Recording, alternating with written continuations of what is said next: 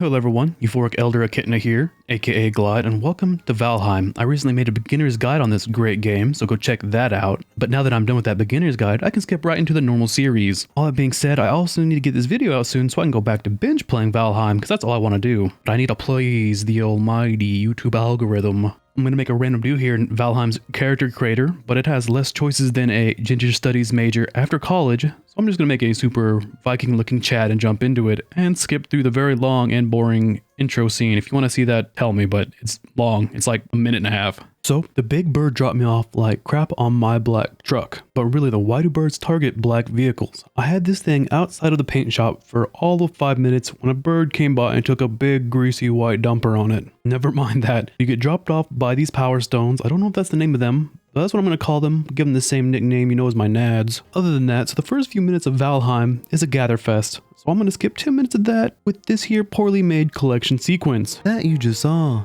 Now that I've collected all the materials to get started, it's now time to get a base of operations, preferably close to this here first boss area. I don't have to do so much walking around because it's a pain. Now this stone deer altar is the altar for the first boss. It tells you to hunt its kin, which is kind of weird, but you know, don't let me kink shame you, you nasty animals. But before we can pull a Bambi on this here stony stag, we need the medieval gat, the bow. So let's get this base down and work on obtaining one. So through the power of editing, I have quickly found an abandoned cabin to set up my perfect little starter base. I'm gonna throw a workbench down and go Tim the Toolman on this fortification. The basics of a starter base is the workbench, the fire, and the bed. A workbench lets you build in a certain area around it. Fire removes the wetness debuffs and allows you to sleep in a bed. The bed sets your spawn point and lets you skip the night cycle by sleeping in it. Also, when setting up a fire in your base, make sure there's a way for the smoke to leave so you don't die of smoke damage.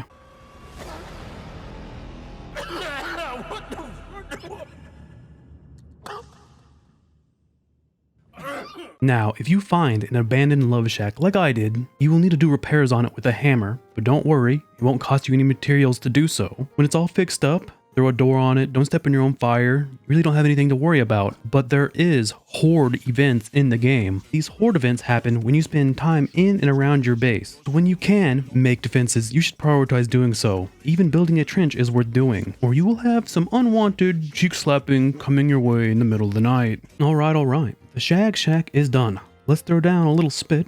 We can roast some meat and a chest to store my junk in, save some space, cram them under stuff. Now, we'll need some leather scraps to make a bow. So to do that, we need to level up our animal cruelty skill and kill a boar. And bam, with the power of editing, slap chop, we are ready to make a bow. And some new rags to cover my massive Viking thighs. The first day comes to an end in our brand new world. We're going to have to get up, fix our gear, make a club, then head out and bonk some more boar. Harvest some more wood and food we need to prepare for the adventures to come. We're going to need at least 3 food sources for maximum health and stamina, some wood for arrows, and maybe some more leather and leather scraps to make some armor. We also need to get our greasy mitts on some flint and necktails. I never understood eating the tail of something, because have you ever seen like a cow or a hippo or a pig whenever they, drop fat rope? Their tail is just wiggling and shooting it around. It's gross. Why would you want to eat the tail of anything? But it's a solid food source in this game and we need to get it.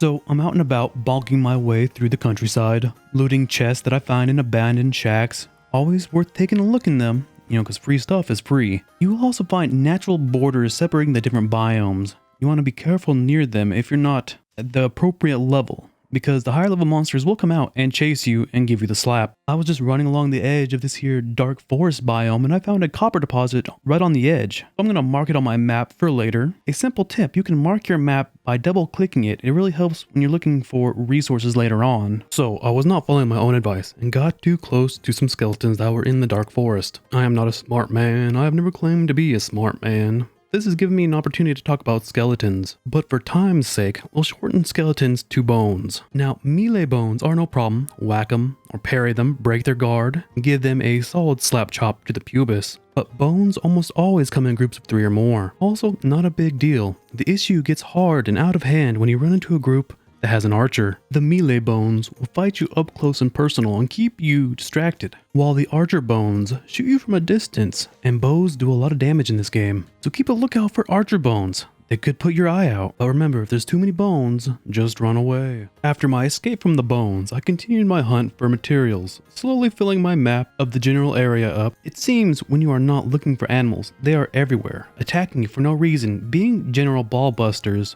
But the moment you need them for something, the whole map is barren, akin to the surface of Mars, but pixelated. Not a single hog in sight. Definitely not an afternoon delight. This is the worst with birds. You see, there is no government in this game, but there is only natural birds. And the lack of fake birds to gather feathers from makes fletching arrows a real painus in the anus. I also still have not found a water source to gather flint from. Speaking of flint and water, did that Flint, Michigan water issue ever get fixed? I've not heard about it in a long time. I thought Michigan was the state of 1,000 lakes. Why is it so hard to get water? Is the 1,000 lakes a lie? What is the government covering up? A lack of government, though, is a great thing. The only downside is that infrastructure in this world is non-existent. You can build roads yourself, that's lame, but it does make traveling easier, which is like gigabrain game mechanics from these devs. This game really lends itself to some great multiplayer, but who plays multiplayer? I have 2 close friends that own this game, that I talked into getting this game, but we never play together. All 3 of us play the game individually,